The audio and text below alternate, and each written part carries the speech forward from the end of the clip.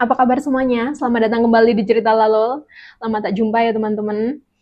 Aku mau ucapin terima kasih banyak buat kalian semua yang sudah like, sudah subscribe channel ini. Sungguh dukungan kalian, support dari kalian itu sangat berarti buat aku.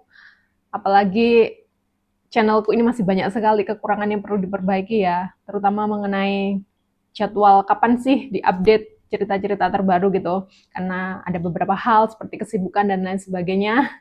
Aku harap untuk kedepannya aku bisa jauh lebih rajin lagi, lebih rutin untuk bisa bagikan cerita-cerita yang menghibur buat kalian semua. But anyway, teman-teman, kalau kalian diberikan sebuah pertanyaan, misalnya cerita cinta apa yang menurut kalian paling tragis yang pernah kalian tonton atau pernah kalian baca dalam hidup kalian? Mungkin banyak di antara kalian yang akan menjawab tentang cerita cinta Romeo and Juliet. Dan aku yakin gak akan ada yang komplain ya, karena memang cerita ini memang benar-benar sangat tragis, sangat menyedihkan ya, di mana dua insan sepasang kekasih, dua insan anak manusia tidak bisa bersatu. Kisah cintanya harus berakhir sangat menyedihkan yang diakibatkan oleh perseteruan sengit antara kedua keluarga mereka. Nah, kali ini aku juga akan menceritakan tentang kisah nyata Romeo dan Juliet, namun yang berasal dari negeri gingseng alias Korea Selatan ya. Dan aku bisa pastikan pada kalian semua bahwa cerita kita hari ini nggak akan kalah tragis dengan cerita aslinya Romeo dan Juliet, hasil karya William Shakespeare. Kenapa? Ya karena cerita kita adalah cerita nyata alias kisah yang benar-benar pernah terjadi dan kejadiannya ini di Korea Selatan ya, tentang seorang penulis drama bernama Kim Woo Jin dan seorang penyanyi sopran pertama wanita yang ada di Korea Selatan bernama Yoon Sim Dok yang harus berakhir sangat tragis dengan keputusan mengejutkan di atas lautan Jepang pada tahun 1926. Dan saking tragisnya, saking melegendanya cerita ini, maka akhirnya cerita ini diangkat dalam sebuah drama yang berjudul Hymn of Death yang dibintangi oleh aktor Lee Jong Suk dan juga Shin Hye Son. Dan jika kalian penasaran dengan keseluruhan cerita lengkapnya, kita langsung saja masuk ke alur cerita Lalol hari ini.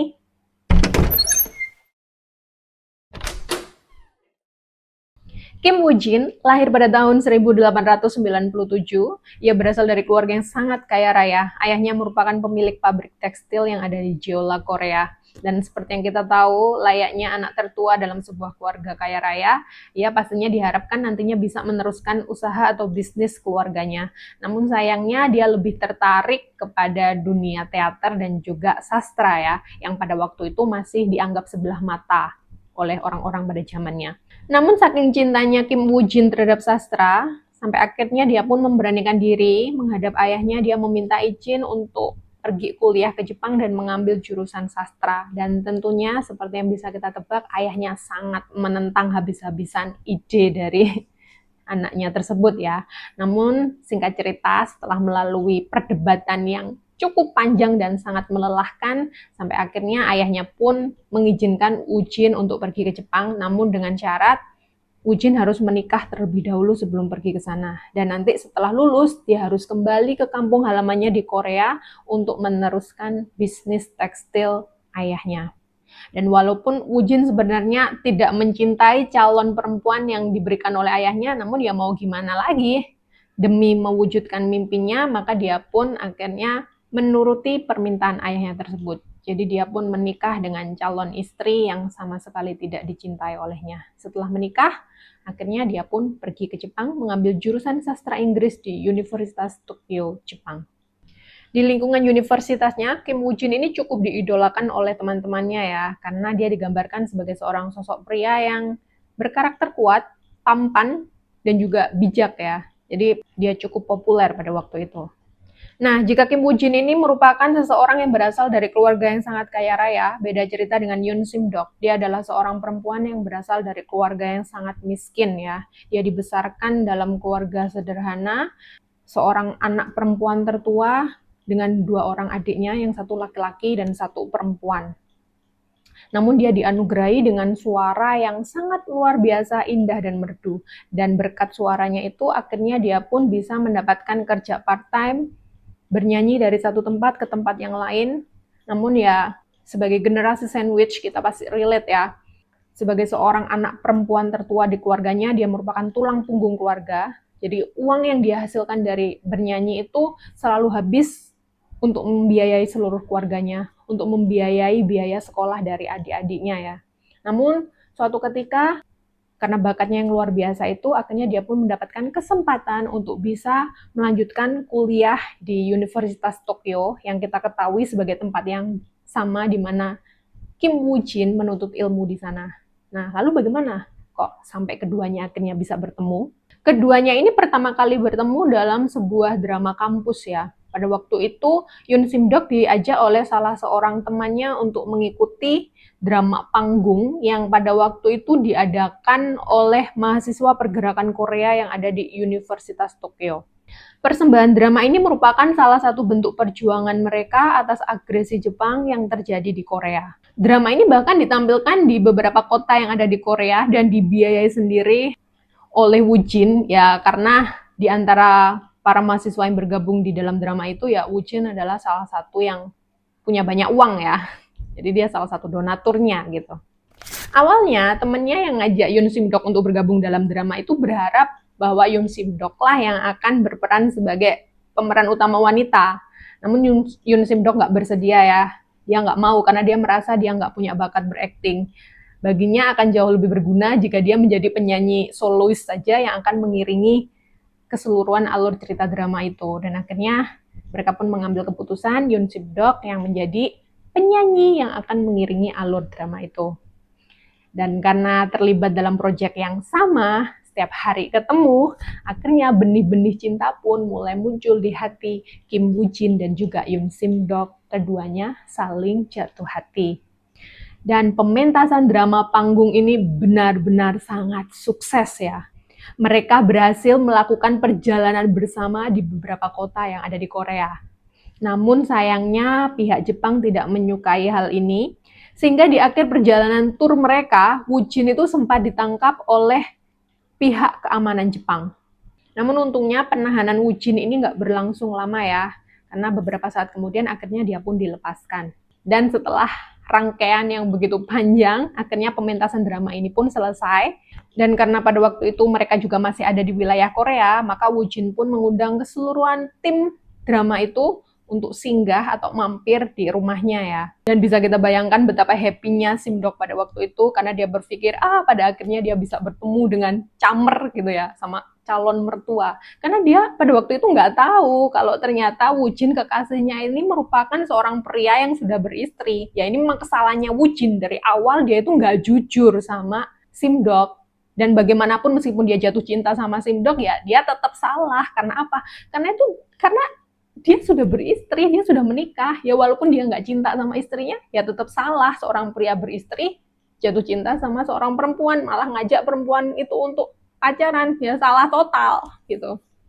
Dan seperti yang kita tahu, ketika akhirnya anggota timnya datang di rumah itu, Sim Dok pun mengetahui kenyataan pahit, kenyataan pilu, di mana sebenarnya kekasihnya ini sudah punya istri.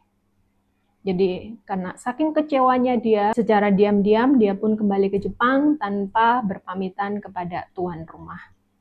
Sungguh sangat memilukan ya. Gak bisa dibayangin betapa galaunya dia berpikir bahwa dia sangat beruntung memiliki seorang laki-laki yang mencintai dia.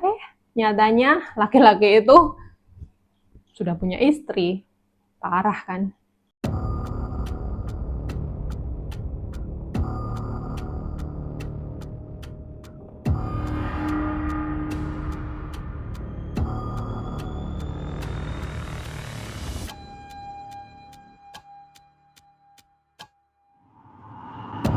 Dan sejak peristiwa itu terjadi, akhirnya keduanya pun meskipun sama-sama kembali ke Tokyo, tapi keduanya udah nggak saling ketemu lagi ya. Mereka udah putus hubungan. Meskipun keduanya saling mencintai, tapi ya mereka tahu mereka nggak akan pernah bisa bersama. Ya kayak ungkapan bertemu dengan orang yang tepat di waktu yang salah gitu ya. Dan akhirnya mereka keduanya pun hanya fokus untuk menyelesaikan studi mereka di Universitas Tokyo. Dan singkat cerita, akhirnya mereka pun berhasil lulus dan keduanya kembali ke kampung halamannya yang ada di Korea. Namun nyatanya kekuatan cinta itu memang benar-benar bisa mengalahkan jarak dan waktu. Buktinya meskipun 5 tahun keduanya hidup terpisah, fokus menjalani hidup masing-masing, namun nyatanya cinta keduanya itu tidak pernah mati. Woo Jin selalu mengingat Sim Dok melalui tulisan-tulisannya yang sangat menyentuh, Dia menuangkan setiap tetes kerinduannya dalam setiap karya sastranya ya. Sementara Simdok, setiap kali dia bernyanyi, dia selalu membayangkan bahwa Wujin itu hadir di sisinya. Kerinduan itu akhirnya mencapai puncaknya ketika Simdok tampil sebagai solois di sebuah gedung teater yang sangat besar. Dan itu dulunya merupakan sebuah mimpi di dalam hidupnya ya, untuk bisa bernyanyi di sebuah gedung teater yang sangat besar. Dan kabar tentang Simdok yang akan mengisi salah satu acara di gedung teater itu akhirnya didengar oleh Kim Woo-jin melalui surat kabar yang dibacanya ya. Dan ketika dia membaca berita tersebut, dia mengingat dulu dia pernah berjanji kepada Simdok, dulu ketika mereka masih berpacaran ya, Simdok itu berkata kepada Woo-jin, jika suatu saat dia berhasil mewujudkan impiannya, menyanyi di sebuah gedung yang sangat besar gitu, dia ingin Woo-jin hadir di acara tersebut. Dan karena mengingat janji tersebut, maka pada akhirnya Kim Woo-ji pun datang ke acara itu untuk menyaksikan penampilan dari Simdok, mantan kekasihnya itu. Dan karena reuni inilah pada akhirnya hubungan keduanya menjadi terjalin kembali, terbangun kembali gitu ya. Bahkan lebih kuat dari sebelumnya. Ya, alias CLBK gitu, cinta lama belum kelar, cinta lama bersemi kembali. Dan setelah reuni itu, keduanya pun akhirnya balik ke rumah mereka masing-masing. Woo-jin kembali kepada rutinitasnya untuk mengikuti ayahnya, membangun bisnis keluarga, dan Simdok kembali ke keluarganya, bekerja menjadi penyanyi sopran. Dan setelah bertahun-tahun mengikuti keinginan ayahnya untuk memimpin bisnis keluarga, pada akhirnya Woo-jin pun menyerah. Passion menulis yang biasanya dia lakukan setelah jam kerja, akhirnya menuntut lebih banyak perhatian. Dan karena saking cintanya dia kepada negara, dia seringkali itu kayak menulis kritik-kritik terhadap pemerintah lewat karya sastranya. Sehingga hal ini membuat pemerintah seringkali mencekal hasil karya dari Kim Woo-jin. Dan sampai suatu ketika, ayahnya yang sama sekali tidak menyukai kegiatan Woo-jin dalam menulis sastra ini akhirnya sangat marah ya. Dan berbuah tindakan dengan dia membakar semua buku-bukunya Woo-jin. Semua karya tulisnya itu habis, ludes, dilalap oleh api akibat perbuatan dari ayahnya. Dan hal inilah yang membuat Woo-jin benar-benar mencapai batas kesabarannya ya. Dia benar-benar sangat marah, dia sangat murka, dan akhirnya malam itu juga dia mengambil keputusan, dia angkat kaki dari rumahnya itu. Dia pergi ke Tokyo, dan udah nggak mau ambil urusan lagi, udah nggak mau repot lagi ngurusin keluarganya. Bahkan saat sang istri mendatangi tempat kediaman Woo-jin di Tokyo, dan membujuk dia untuk kembali ke rumah karena ayahnya sakit, ayahnya depresi, merindukan Woo-jin, Woo-jin tetap tidak bergeming ya, dia nggak mau kembali ke rumahnya, dia nggak mau kembali ke kampung halamannya. Nah, jika Kim Woo-jin dengan bebas bisa meninggalkan keluarganya ya, nggak repot-repot ngurusin keluarganya, lain cerita dengan derita yang hinggap dalam hidup Simdok. Terhimpit dengan tuntutan hidup dan kesulitan ekonomi, Simdok pun pada akhirnya dijodohkan oleh orang tuanya dengan seorang pria yang berasal dari keluarga yang sangat kaya raya. Harapan kedua orang tuanya adalah dengan terlaksananya pernikahan ini, itu bisa mengangkat derajat keluarga mereka dan Simdok bisa membiayai kedua adiknya untuk bisa sekolah di Amerika. Dan kebutuhan dari kedua orang tua Simdok itu bisa diambil alih oleh calon menantunya. Mereka berharap kayak gitu. Ya, mau gimana pun menurutku ini sangat egois ya, orang tua yang berpikiran seperti ini. Kayak bagaimana bisa gitu loh. Meskipun dengan dalih kamu menginginkan masa depan yang terbaik untuk anakmu, tapi kan itu sama aja dengan jual anak nggak sih? Gimana kalau menurut pendapat teman-teman? Nah, karena Simdok ini kan juga ingin membahagiakan kedua orang tuanya ya, jadi dia berusaha sedemikian rupa untuk bisa mendekat kepada calon suaminya itu. Namun ya, sebagaimana kita tahu bahwa perasaan itu nggak bisa dipaksakan ya. Seperti apapun Simdok itu berusaha, dia tetap tidak bisa jatuh cinta kepada calon suaminya itu. Karena ya, cintanya itu, hatinya itu hanya milik Kim Woo-jin. Ini juga sebenarnya agak bikin pusing ini ya. Mau gimana pun dia cinta ke Woo-jin ya, sebenarnya salah. Woo-jin kan udah punya istri. Aduh, bener-bener cinta itu nggak masuk akal gitu ya, kalau udah. Makanya bener kalau dikatakan cinta itu buta gitu ya, bikin otak orang jadi kayak kurang waras gitu ya. Tapi ya mau gimana lagi ya, kalau orang udah jatuh cinta itu ya susah, sulit gitu ya, udah nggak bisa dinasehati gitu. Nah, karena dia saking cintanya sama Woo-jin, Dia pun akhirnya menolak lamaran dari pria kaya tersebut ya. Jadi dia tetap pontang-panting cari kerja sana sini gitu ya untuk memenuhi kebutuhan keluarganya. Nah, sementara Simdok ini lari ke sana kemari cari pekerjaan, akhirnya hal ini malah jadi bahan perbincangan, bahan pergunjingan dari orang-orang di sekitarnya. Ya biasalah tetangga-tetangga yang mulutnya kayak agak ember gitu ya. Mereka membicarakan gimana kok Simdok ini seorang perempuan tapi kok dia malah sering sekali mampir di rumah seorang hartawan. Yang mereka nggak tahu, ternyata hartawan ini merupakan seseorang yang sangat tertarik dengan bakat suara dan bakat bermusik dari Simdok. Jadi Simdok sering mampir ke sana untuk membicarakan kira-kira ada proyek nggak yang bisa diikuti oleh Simdok supaya nantinya dia bisa mendapatkan uang gitu loh dari hasil dia bernyanyi. Namun ya tetap saja yang namanya tetangga itu seringkali usil ya, mulutnya masih tetap mengeluarkan gosip sana sini, apalagi ditambah dengan berita di mana Simdok ini udah gagal pertunangannya dengan calon sebelumnya ya. Jadi mereka semakin bergosip sana sini, membicarakan menjelek-jelekan si Simdok. Belum selesai kesulitan-kesulitan yang dihadapi olehnya, Simdok ini juga mengalami tekanan mental dari seorang pejabat pemerintahan gabungan antara Korea dan juga Jepang. Bapak pejabat yang memandang sebelah mata terhadap Simdok ini, beliau memaksa Simdok untuk bernyanyi di setiap acara-acara pemerintahan yang diadakan olehnya.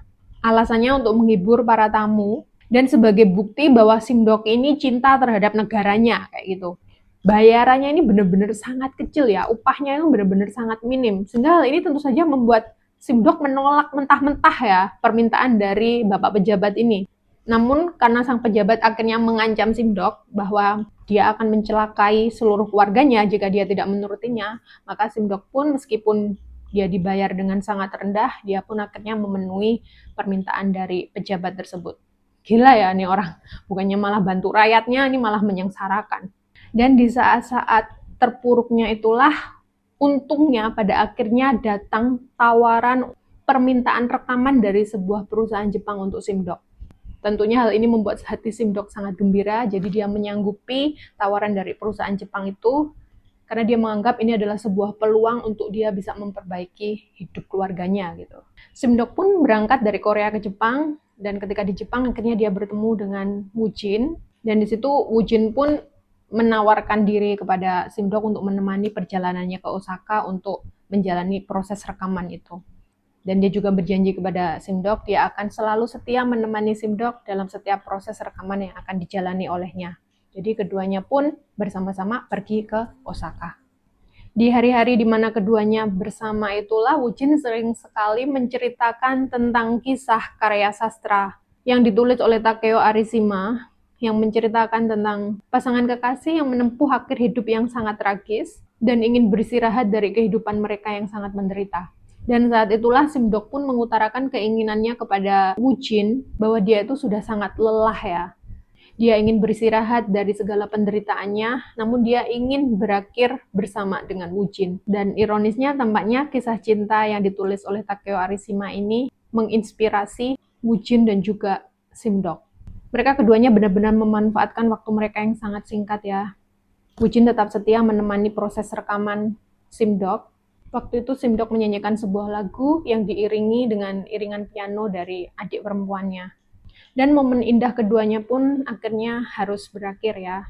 Setelah rekaman selesai, Simdok harus balik kembali ke kampung halamannya di Korea karena dia masih punya kewajiban terhadap pemerintah, di mana aku pernah ceritakan bahwa dia diancam oleh pejabat di sana bahwa dia harus terus bernyanyi menghibur para pejabat-pejabat karena kalau enggak keluarganya akan terancam bahaya ya. Dan karena ternyata keduanya udah nggak sanggup lagi untuk berpisah satu dengan yang lainnya, keduanya pun mengambil sebuah keputusan yang sangat ekstrim ya. Mereka mengambil langkah yang sangat ekstrim, yaitu mereka keduanya terjun bebas dari geladak kapal, terjun bebas ke laut lepas.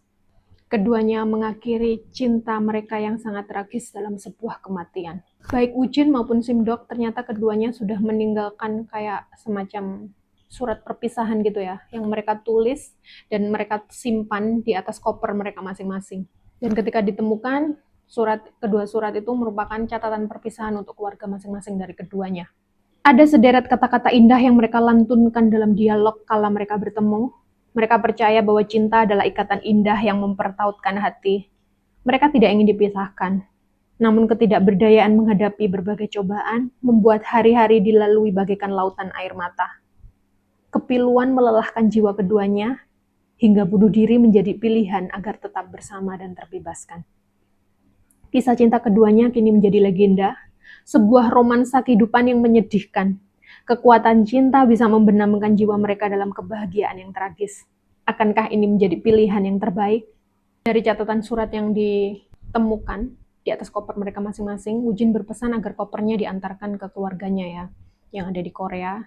Dan dari catatan yang ditinggalkan oleh Simdok, dia berpesan kepada adiknya untuk menjaga orang tua mereka. Dia harus memastikan bahwa keluarganya menerima upah dari kontrak rekaman yang sudah dia tanda tangani.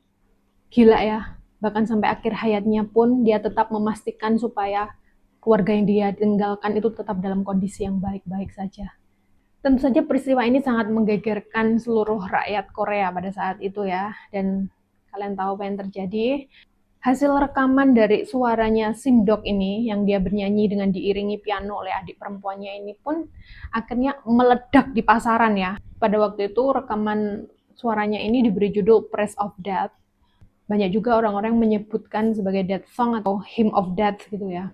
Dan ini benar-benar meledak di pasaran, bahkan terjual lebih dari 100.000 kopi. Dan ironis sekali, impiannya terwujud menjadi penyanyi sopran yang sangat luar biasa, yang terkenal, namun di saat dia sudah meninggalkan dunia ini. Sebenarnya sungguh sangat disayangkan, dua orang yang memiliki bakat dan potensi yang sangat luar biasa, namun pada akhirnya harus mengambil keputusan yang sangat ekstrim mengakhiri hidup mereka karena cinta yang tidak bisa bersatu. Nah, gimana nih menurut kalian? Apa pendapat kalian setelah mendengar keseluruhan cerita ini? Dan menurutku hal ini sangat disayangkan dan jangan sampai hal ini terulang kembali ya. Karena seperti apapun kita jatuh cinta terhadap seseorang, yang aku tahu, cinta itu harusnya menghidupkan dan bukan mematikan. Cinta itu harusnya menyembuhkan dan bukan menyakiti. Cinta itu harusnya membangun dan bukan merobohkan. Cinta itu harusnya memberi dan bukan merampas. Cinta itu menyayangi dan bukan malah menyakiti. Dan jika ada di antara kalian yang mungkin saat ini sedang struggle atau sedang mengalami ujian yang berat tentang cinta, jangan sampai itu membutakan mata hati kalian, sampai bikin gelap mata dan mengambil keputusan yang pada akhirnya malah merugikan banyak orang ya. Selalu ada jalan keluar, dan bunuh diri itu bukanlah salah satunya ya. Meskipun sepertinya itu merupakan kayak cara instan untuk mengakhiri penderitaan, tapi jelas itu bukan cara untuk menyelesaikan masalah. Yang ada malah meninggalkan duka yang mendalam, duka yang berkepanjangan bagi keluarga yang ditinggalkan. Jadi apapun yang terjadi, seberat apapun yang kalian alami saat ini, jangan pernah mengambil keputusan untuk pulang sebelum dijemput. Jangan pernah pulang sebelum dijemput ya. Be strong and never give up ya. Oke, sampai di sini cerita kita hari ini. Jangan lupa untuk like, share, dan subscribe supaya kalian gak ketinggalan cerita lalu berikutnya. Bye-bye.